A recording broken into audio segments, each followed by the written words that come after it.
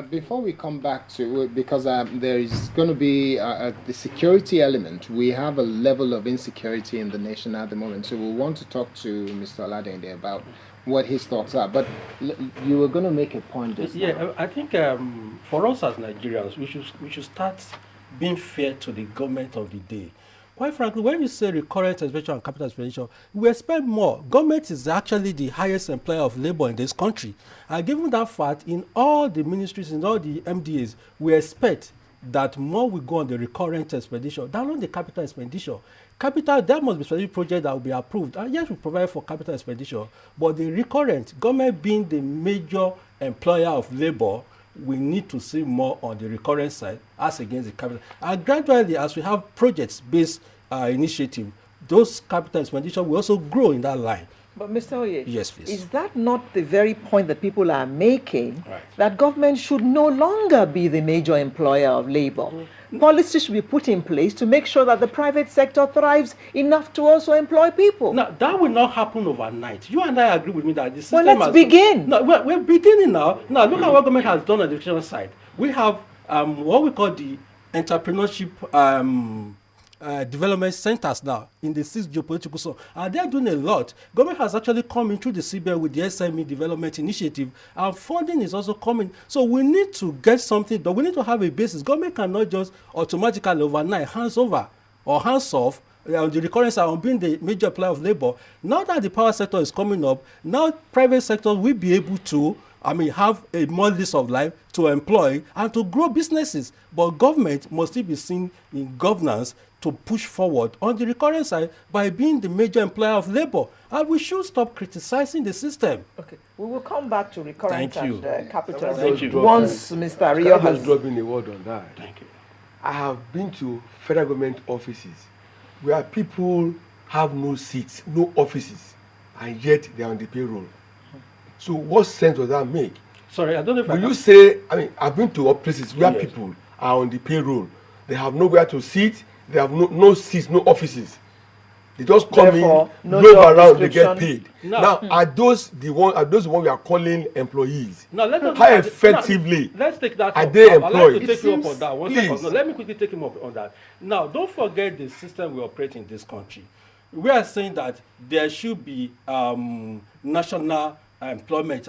There should be, what's the word for it now? There should be, is it zoning now? It's quota system. Quota system, thank you. Now, on the basis of the system says there should be a quota system, and that has been put in place. So if I'm an Hausa man or I'm a Yoruba man and I have a desk there, so be it until the system changes. And if we have a constitution that says, let's change the system, that the quota system is no longer permissible, then fine. But if a guy has been employed and he has no seat, but then due to the virtue of where he's coming from, he must have a seat in the office, or a particular department or an agency must have 10 people. He has no seat, he has no qualification, he has no job description. Now, again, you are not one of the people in the ministry or in the agency. You're working there. You see, let's be realistic in this setting. You're working there, you assume that this guy does not have a seat to sit in. Mr. Oye, if you recall, yes, please. Government did its own audit Yes. and told us that there were several thousands of ghost workers. Now, ghost workers due to whose fault? How did they get there? How did they become ghost workers? That's my challenge. Government itself said that to us. Now, if we need to put in place a proper auditing system, a proper staff monitoring system, a proper system that watches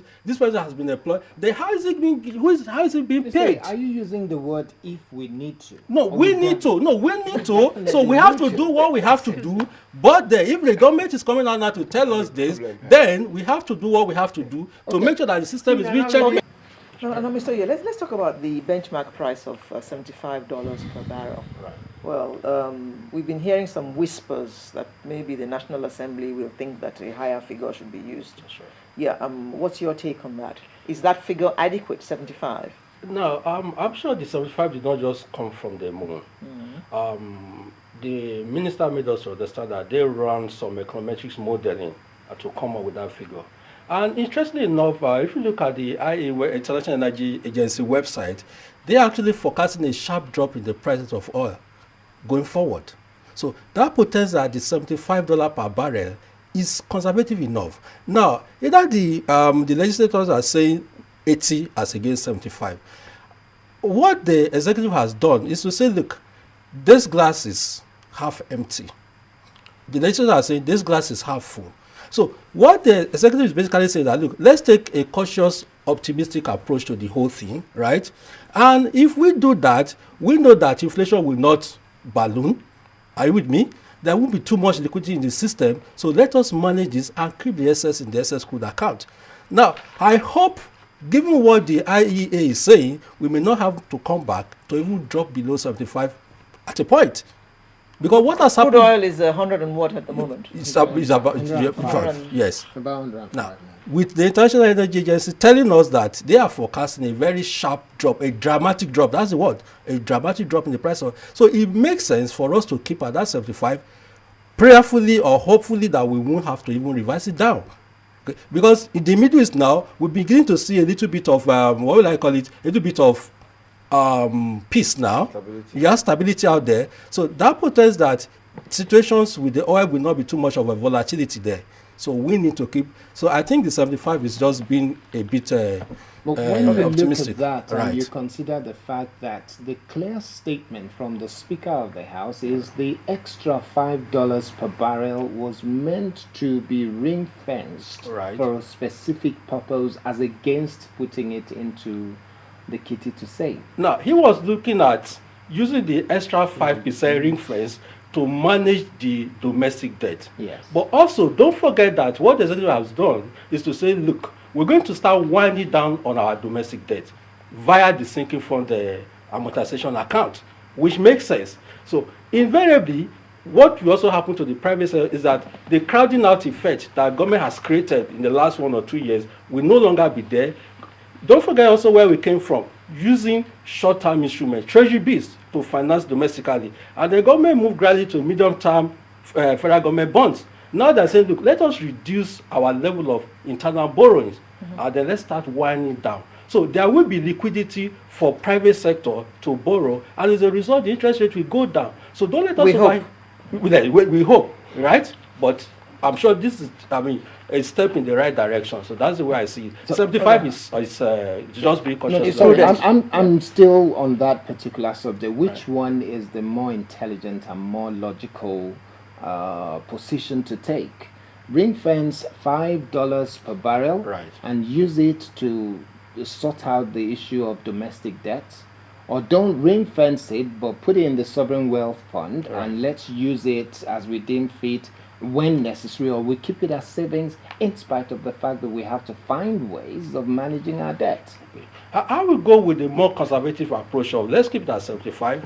I'll keep watching what the world market is telling us in terms of the oil price, and then let's set up an account to manage the domestic debt. Let government be more disciplined in terms of domestic borrowing so that we can move forward and then reduce deficit. Okay. Even at that, I can say that $5 will have gone into reducing our deficit technically. Okay? And that gives us a better picture of what will emerge. So, which I think should have been factored into the thing. Because at the end of the day, the sovereign wealth fund or whatever, how well do we account for them? The excess crude account or whatever. That's a different subject. That's the money that the state no, but share. it's an issue. Exactly. Yes, you see, the way the money comes in, the way the money is shared, creates a flood of funding around agencies, and they start blasting away. No, that's a and then people don't get value for their money. But we're looking at the benchmark of 75.80. And we're saying that, look, let us be cautious here. Let us take our time to evaluate our 75 benchmark.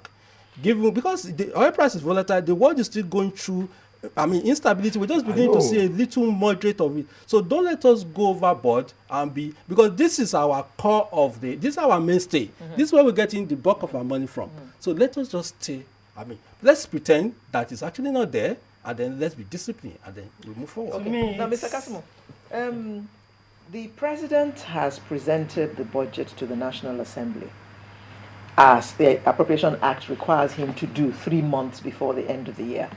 Now, what is the implication of this, which I assume means that we can begin to operate our budget from January as opposed to March or April, which is where we began in 2012. Well, the periodicity of the budgeting system should not really be a major factor. And it's not compulsory it's not even compulsory that we should start our budgeting from January. US, the 2012 budget runs from October to September. I'm sure many people are not aware of that. Well, that's 1 year. Yeah, but they not start January. Okay. So are we March to February? Exactly. Yeah, for the 2012 it was actually April to March. For 2012 it was actually April to March. So this one we're talking about now will not start operating until April. March next year. We really don't know, but I would prefer is a consistent approach. If you want to adopt April, March, January to December, the critical thing there is consistency. Okay, as part of winding down then, let me start with you, Mr. Oye. Right. As part of winding down, we have a message being sent out to the executive by the minority leader, Mr. Femi Gbajabiamila, in a statement where he uttered and said clearly that this budget may not be passed very quickly, because we are looking at making sure that the implementation of the 2012 is done to completion. And I'm not quoting him, I'm paraphrasing what I heard him say on television.